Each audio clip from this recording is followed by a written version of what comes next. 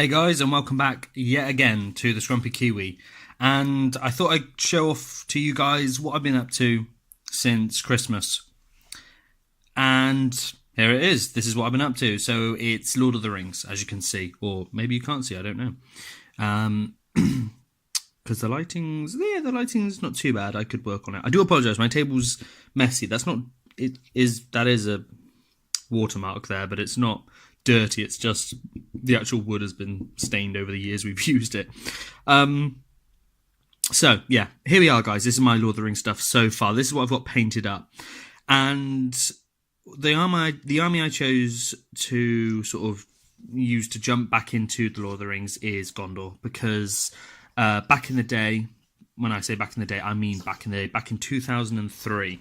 When I first started playing. Well, no, that's not true, actually. I began when it was released with Numenor and High Elves. But the one army I was always really excited to get my hands on was Gondor. So when Return of the King came out and Games Workshop released these models, I was, just there. I was all about Gondor. And so, yeah, it's a nice sort of coming full circle to jump back into it and get to sort of, try out all the things I've learned over my time in the hobby and try and get these guys looking to a quality that I'm really happy with. And so I'm going to show off to you right now where I'm at with my little force. So first things first, this is my captain. This is my captain of Gondor. It's my camera focus. This is what you get for having a new camera. So yeah, this is my Captain of Gondor, and I adore this model. When I saw the Gondor commanders, I knew I had to get them just for this guy. I do apologise about the sword. It is slightly bent. I have tried to strain it out with warm water, but it's not worked too well. Also, I dropped this guy and snapped the blade off, and you may not be able to tell, which hopefully you can't, but I tell you what, the one thing I will say about the Gondor Commanders pack is Finecast is the worst thing ever. It is dreadful. The amount of cleanup I've had to do on these models is just unreal. I've bought 4-drilled kits that have required less cleanup than this. The models are beautiful, that is the saving grace as to putting up with it, but nonetheless, I don't know. If I could have got these in metal, I think I would have. But yeah, so this is my Captain of Gondor, and the pose is great. To paint, he's a dream. I love it. He's got all these little stars here on his armour. He's got the white tree of Gondor, as you can see there. And I went for the cloak. I went for a red. Now, red's not really a colour I think many people would associate with Gondor. Black, white, blue, maybe. But I wanted red because I just wanted him to stand out. I wanted something a little bit more bolder. And likewise on these models, I've really tried to pull back on the amount of wash I put on. I've been very guilty of drowning my models in wash. So we've gone a little bit more sort of conservative on the wash. And where it's pooled a lot more sort of organically. And I think it makes the model look a lot more natural. The cloak especially, seeing as it's flapping in the wind, I wanted it to look sort of, I wanted to get all the shading that was possible on there. I really wanted to make it look nicer than I'd done cloaks in the past, and I'm pretty happy with that. There's still some work to go. There's always room to grow, as they say, but yeah.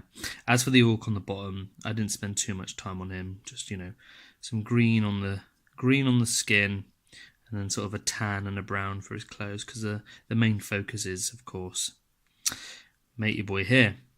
Yeah, and bizarrely, the model this arm with the shield on it comes separate. Why, I don't know. There's space in the pack for it not to be like that, and I'm not sure why they're concerned with that bit being broken as opposed to that bit. So yeah, so that's the captain. Next, I will show off this chap here, which is the Hornblower, as you can see. Again, really nice model. Not too bad on the old cleanup. Again, bizarrely, this shield comes as a separate piece. Why? Could have just moulded it together, but nonetheless, that's how it came. And again, yeah, really enjoyed painting this model. For the tassels here, again, you can't really see it, but I've gone for a little bit of red, and I've muted it down because I didn't want that red to be as bold as the captain's cloak. But yeah, I thought red was sort of a nice little... It's sort of, I don't know, it tied it all together. They've not all got red on them, but I thought for the ones that do, yeah, it just sort of Gives the idea they're all from the same same sort of I don't know what you call it, company, yeah, I suppose. The armor on his thighs, you can see here, it's not great. It's sort of lost some of the detail. I've been able to sort of bring out a little bit with a wash, but you know, you do what you can. Again, the quality is going to vastly, you know, differ on, you know, when your kit was made. Some of them are really high quality. If it's coming towards the end of the lifespan of a mold, they're going to look a bit naff. I mean, this is fine cast. This is what you get. I mean, I don't really know what to say much more than that. I have had some really good fine cast stuff in the past, and I've been really let down by fine cast. My opinion on this, it's not as bad as it could be, but it could be better. So there you have it. And then there is the white. There is, I must say, there is the, what's his name? The Champion of the White Tower. No, Knight of the White Tower is a model that I've got yet to paint, so you won't see him in this. But this is the last. This is the last chap from the Knight Commanders pack that I've got painted up. So I've got 3 of them painted up. I've still got to paint at the Knight of the White Tower. But yeah, this is the Bannerman, as you can clearly see. And this was a dream to paint. This banner is just, this is the one time when the fine cast did not let me down. All of this work here, this intricate sort of the tree and these sort of, I don't know what to call them, these lines here, and just all of this is just, once you get some paint on it and once you get some wash over it, the detail just pops. As likewise, where I've dry brushed here to give sort of, you know, to bring out the edges of the banner as it's flapping in the wind, just the number of little sort of, you know, little crinkles here and there just makes it stand out. And it's what I wanted. I wanted my Bannerman to stand out on the field of battle, so you knew exactly who he was, what he was about. And there you go. It is a little bit fuzzy, guys. I do apologise. If I bring him in, there we go. That's not too bad, is it? It doesn't like being moved. What if I put my hand behind him? Is it going to help? There we go. Yeah, and as you can see, the chainmail as well there. Chainmail's been pretty good on all of these models as well. I'll just give them a quick spin so you can see. Yeah, and that banner. I love it. With these guys, I gave them all a wash of Agrax Earthshade beforehand, and very thin, very conservative amount, and then Nuln Oil over the top, because I did want to try and keep some of those colours in there. I did want to mute a lot of the brighter ones, but I wanted to also keep a lot of those colours in there. Then next, actually, yeah, we'll go with the next, because these are my pride and joy. So these are my Metal Osgiliath veterans, and I've just wanted some of these for years. One of my mates, a long time ago, we bought him a pack for his birthday, and I've got to be honest, I was tempted to put in an order for 2 because I really wanted some, but I never really had the reason to get them. Now though, I'm doing an army based on Osgiliath. Naturally, I've got to get these boys, and yeah, they're just great. There's so much detail to paint on them, and as they're metal as well, you don't lose any of that detail. It is all here. And it's also nice to have Osgiliath veterans because of the fact they're all beaten and battle worn. You get to paint different things than you would with a normal warrior of Minas Tirith. These guys have got like stuff wrapped around them, like cloaks and blankets wrapped around them. Got little pouches and stuff, and like daggers and stuff here. It's just little things like that. It's something different to paint. Well, who else we got here? We got the bowman here. I do like the bowman. Again, he's got this bandage or this sort of thing wrapped around his head. He's got the little pouches and stuff like that. Again, these guys are really nice to paint. The metals, I must say, I don't want to sound like there's, at the end of the day, plastics, metal, as long as it's of decent quality, I'm happy. But some of the plastics I have had have been really naff, and these metal ones just make up for it so much, because they're just the things like these little squares where the material's clearly torn and he's sewn them in. They just pop out and they're so nice. And likewise here, where his sort of tunic is torn and his chainmail showing through. Fine cast is such a mixed bag. You can really get a decent one, or you can get a horrible one. Also, with metal, nothing snaps off. It just bends, and you can bend it back. Now, the 2 models coming up. This one and this one. I'll do this one first. So these were very kindly donated to me by a mate of mine, very good mate of mine, who did not want them anymore. And as a favour for giving him some lifts, he gave them to me. And these actually were painted up by him. I just put on a wash and did a little bit of touching up here and there. And he'd done a bloody brilliant job. Excuse my language, but he's done a grand old job on these guys. There was really very little I had to do. I just gave it a little bit of a weathering and a little bit of a highlight here and there, and yeah, I mean he didn't have a fine brush. He literally used a bog standard brush he bought from a pound shop, but the detail on the face in there, I don't know if you can see it, that's all him. That's just with a normal brush. How he's managed to get it without really naffing it up, I have no idea. Like catching the helmet, I didn't have to do any touching up, so yeah, grand job. And likewise all of this as well.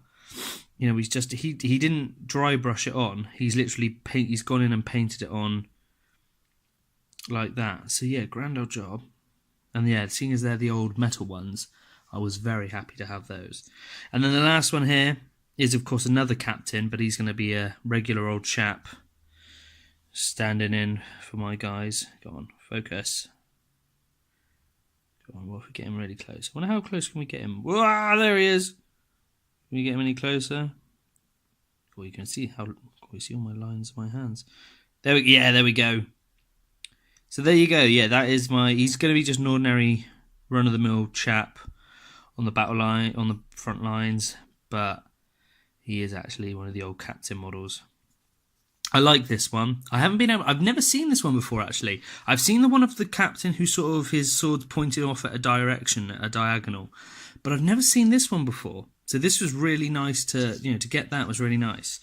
And there you go, guys. That is my army so far. I've got some heroes in the waiting to paint up. I've got an unboxing to do for Syrian and Madril, which I will do at some point.